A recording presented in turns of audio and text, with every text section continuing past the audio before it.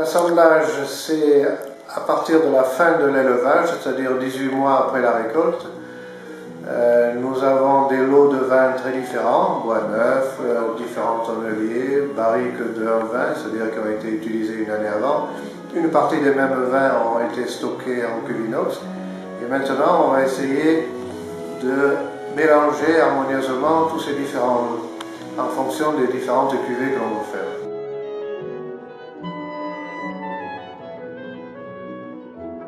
Là, c'est un assemblage en fait de Châteauneuf de 2010. Là, il y a les cuves, l'élevage en cuve, les lots de barriques de Grenache, les lots de barriques de Syrah et les barriques de Morlaix. On a une idée à peu près de la cuvée telle qu'on veut qu'elle soit.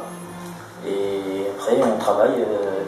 Une fois qu'on a goûté toutes nos cuves, on commence à travailler un peu des assemblages. Et ensuite, on essaye de gommer les défauts de certains assemblages avec les qualités des différentes cuves qu'on a repérées au préalable.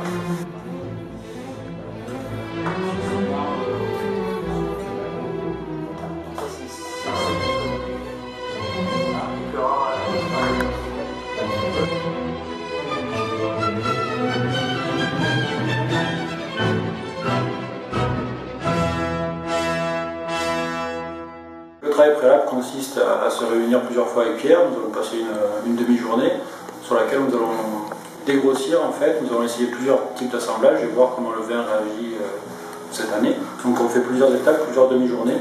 Donc on avance au travail. Et une fois qu'on est arrivé à des assemblages entre guillemets définitifs, on laisse passer quelques jours et puis on réunit notre nouveau conseil, les membres de la famille. Et on présente les assemblages qu'on a choisis et par petites touches, on va essayer de les modifier et arriver à un assemblage définitif. Très bon vin, c'est bien resserré. Si tu vois bien, parce qu'on a Ça, sans maquillage,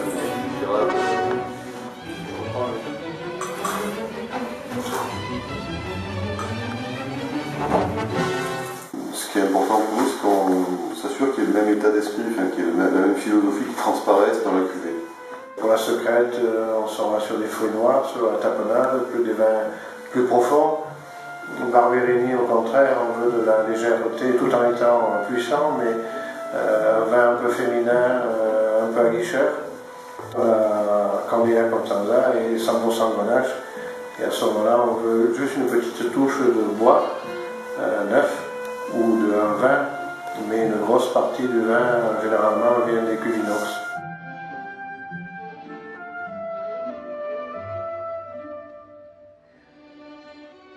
Les assemblages des vins de 2010 seront faciles à réaliser parce que la météo avait été fantastique pour nous, très généreuse en 2010. Mais les tanins sont très doux, les grenaches ont une très belle couleur, une belle puissance, une grande profondeur. Bon, tout le monde est déjà d'accord pour dire que 2010 sera un grand millésime.